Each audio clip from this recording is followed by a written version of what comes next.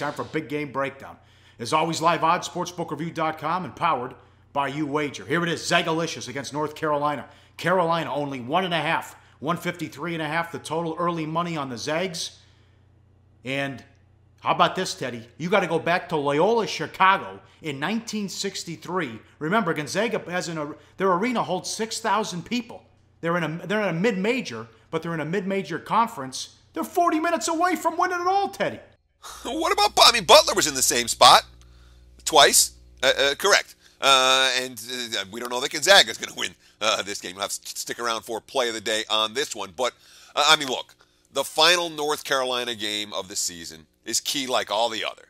And this is something, I don't even know how many times we talk about this on Sportsbit. You've been paying attention. Hopefully you made a little bit of money off it.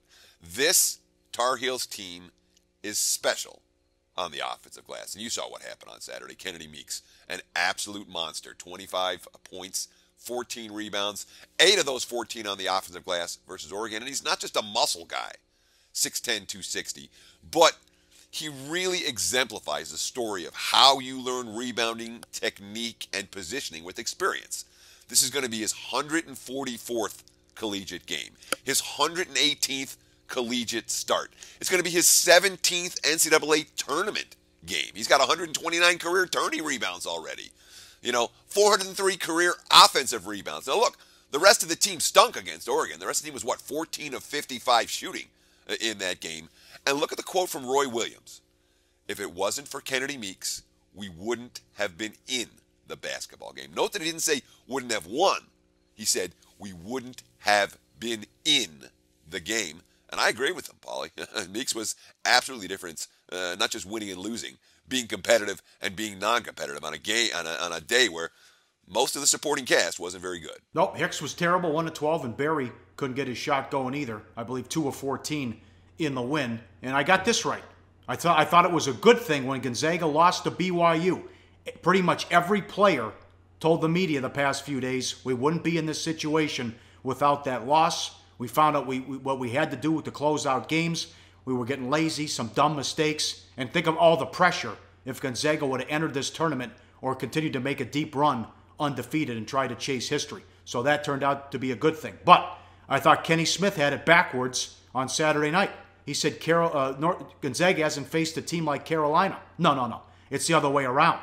Carolina hasn't seen a team like this physical and this big. When you go 6'9", 6'10", the 7-footer Collins and Karnowski 7'1", watch out. And the bigs were terrific in the win against South Carolina, especially Collins, who looks to be one and done and go to the NBA. A lot of moves. The Vegas kid, he was terrific. He had 14 points, 10 rebounds, and 6 blocks. Karnowski had the big dunk and also the lay-in to put them up 5 when they trailed in that game.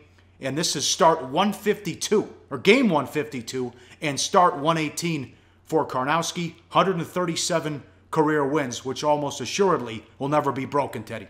Yeah, and again, so we talked about all the experience for the Tar Heels front court.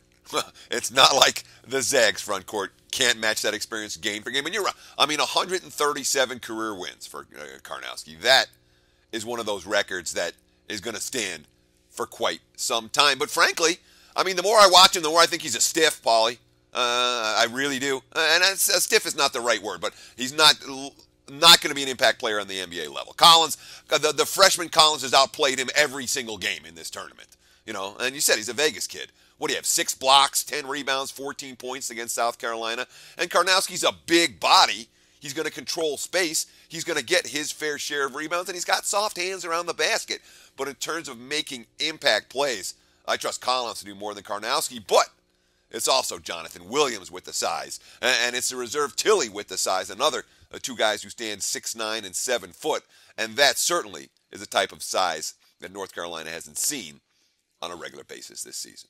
Yep. Deep team, big as hell, and number 1 defense in the country. How about the guards? Barry's ankles held up, but again, the shooting really struggled. Hit the three-pointer to start, 1 of 13 the rest of the game. Also, what happened at the free throw line? Oh, my God, 5 of 9 at the free throw line, and he only had 2 assists, but here comes Williams-Goss. He stunk in the first 3 games of the tournament. He's been great against Xavier and South Carolina. Last 2 games, 23 points.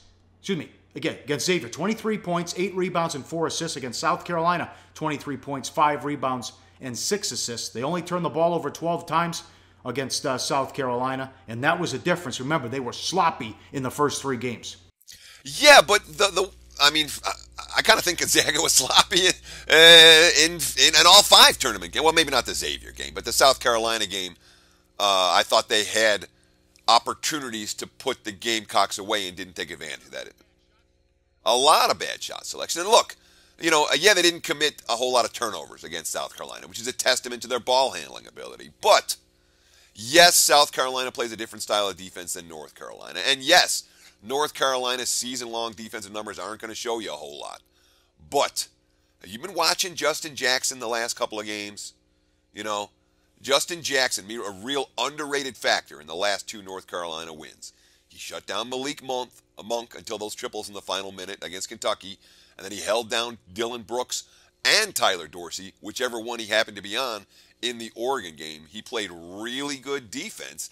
And, Williams, he also got defensive options against Williams Goss, who, hit everything in the game against South Carolina for a guy who had a rough tournament. I'm not convinced he can do that twice in a row. Instead of Berry, he can go to Theo Pinson and make him work through a bigger defender, or Jackson to stop Williams Goss. And you ask me what the key is for Gonzaga in this game. He's the guy. He's the straw that stirs the drink. If Williams Goss is a rough night, the Zags will not win the title tonight. If Williams Goss brings his A game like he did on Saturday, they're live to cut down the nets in Arizona. Hey guys, for the full video, go to SBRpicks.com. Hey guys, thanks for tuning in to our channel. Now, we've put a lot of work into producing all these free videos, so please help us out and keep all our content free for you forever by simply liking, sharing, commenting, and subscribing. Now, not to mention, a visit to our industry-leading website will warm the hearts of all our SBR employees, especially myself. Now, the links are over there to the left, so do check those out. Thanks for watching.